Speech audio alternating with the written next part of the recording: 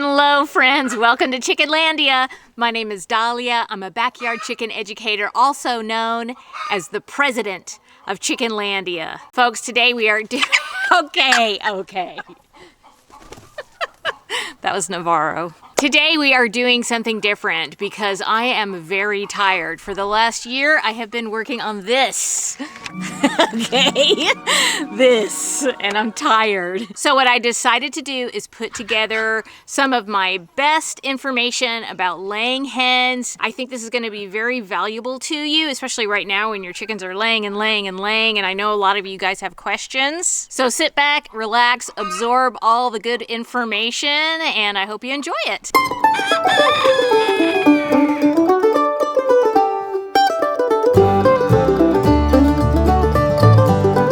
Chickens during their first year of life, especially the production breeds, they're gonna lay a lot of eggs because that's how they were bred. They were bred to lay the most eggs they could possibly lay during that first year of life. Because if you think about it, production breeds aren't really meant to live past that first year of life. And most production breeds in the world don't live past that first year. They are raised in factory farms, they lay a whole bunch of eggs their first year, and then when that egg laying drops just a little bit, they are replaced with new chickens. So that is why that first year of life is so prolific. As they get older, they will continue to lay eggs. The second year, they'll lay a little bit less than the first year. The third year, they'll lay a little bit less, and then so on and so forth. And production breeds, usually 6 to 10 years. If they get to 10 years of age as a production breed, that's a really long time for a production breed to live. But they still may give you an egg here and there, and they're gonna give you good fertilizer for their whole lives. One thing that some people don't realize is that any kind of stressful event for chickens could cause them to stop laying for a few weeks or even a month while they're kind of recovering from that event. And for chickens, something stressful could just be like changing something significant about their environment. Chickens are creatures of habit, and they really don't like change. So just keep that in mind. If something significant has occurred and they stopped laying, they just need a little bit of time and they'll start back up again. If your chickens are recovering from an illness, or if they've had like a parasite infestation and they had to be treated for that, then you will likely see a drop in their laying during that time. And that is natural. They just need time to recover. Again, it's just like molting. Like they're putting all that energy and all of their resources into getting better. So I would just give them that time, support them nutritionally during that time. And it's worth it to mention that if you notice that a chicken has stopped laying and you've ruled out other things, you should probably check that chicken for parasites and make sure that it's not sick. Certainly if it's like lethargic, that's a sign that it's not feeling well and that's why it's not laying. So you want to rule those things out so that you can handle any problems as they come. Most chickens will take a break from laying during the winter months, and that actually doesn't have anything to do with the lower temperatures. It has to do with the number of hours of daylight during those shorter days. Unless you are supplementing light during the shorter days of the winter months, then you're likely not to get many eggs during that time. I allow my chickens to have that natural break. Of course, I'm not running an egg business, so there's nothing wrong with that if you need to supplement light, but because I feel like it's probably more natural for them to have that break in the winter, I let them have that break. But sometimes, if it's really hot, chickens will take a break. If there's a significant heat wave, the chickens will not lay during that time. They're just trying to stay cool.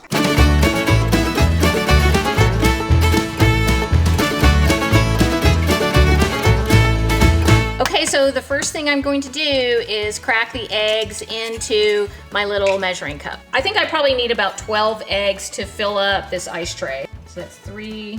Some of my eggs are a little bit small, so maybe I'll need more than 12. 6. My measuring cup is kind of small. I don't have a bigger one than this, so I'm gonna mix these up and see how much it fills. Now I am going to pour this into my mold. So that was about 6 eggs. Now I'm gonna do 6 more. Some of these eggs were kind of small, so I'm gonna get 1 more egg. Okay, now I'm gonna mix these. Okay, time to pour these in. Almost perfect. I think some of my eggs were really small, so I'm gonna get 1 more. A little bantam egg. Okay, look at that. That is perfect.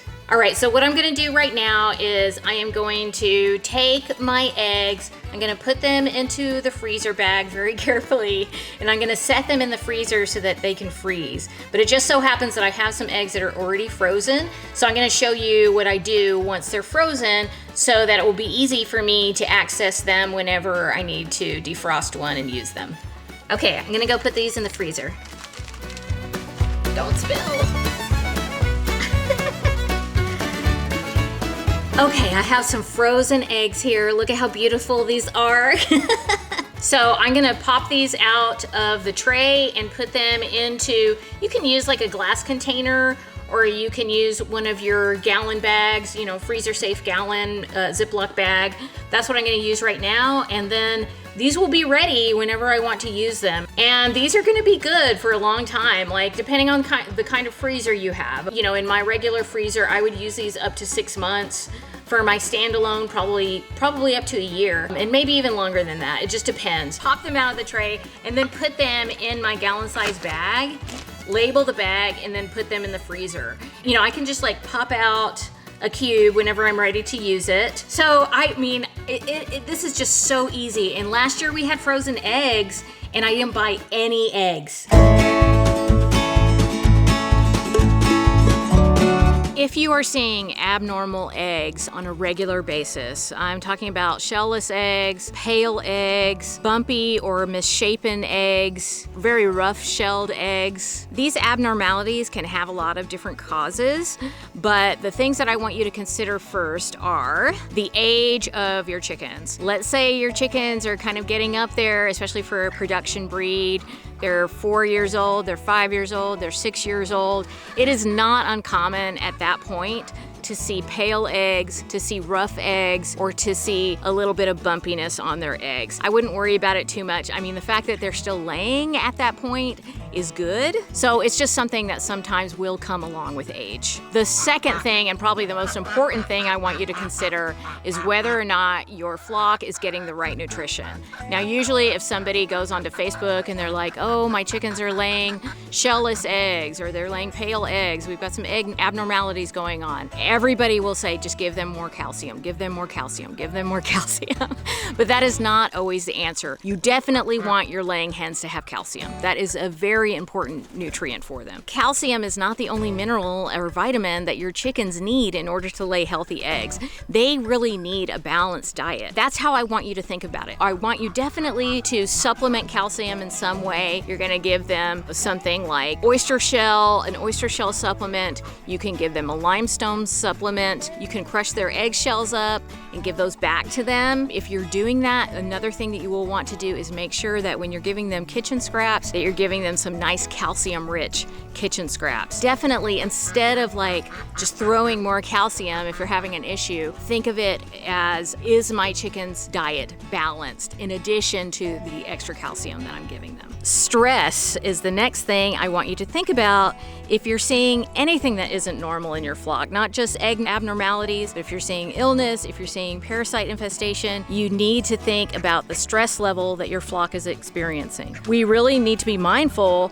that our chickens aren't in a constant state of stress. Is there a bullying situation going on? Are my chickens overcrowded? Is the coop really dirty and I need to get on top of that? These are things that are very important to consider, not just for healthy laying, but for so many problems that can happen with chickens. I mean, really, stress is the key. Keep that stress level down.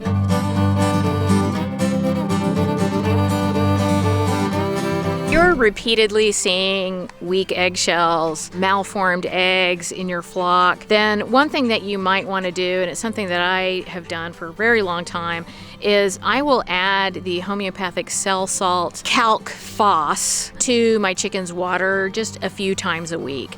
And you're not going to overdose them on it. This is a homeopathic that I'm talking about. I have used homeopathics for 30 years. I think it's been 30 years.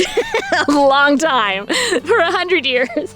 Since I was 20, that's when I started. And I'm 50 now, so 30 years. And I have seen them work. I know some of you aren't into homeopathics. If you're not, that's okay. But if you are, that's my suggestion, is to add the homeopathic calc phos to their water. And that will help to balance their calcium and phosphorus and will hopefully get those eggs in good shape. Well, I hope you enjoyed all that great information about laying hens. If you need more, if you're like, you know what? I need more of Chickenlandia. I understand. I really do. I've got a whole playlist that I think will help you a lot right now. It's all about laying and springtime and all that good stuff. It is on the screen right now. And guess what? It's 100% friendly. Backyard chickens, education and entertainment. And I know you're going to love it. And now I'm going to go take a nap, okay?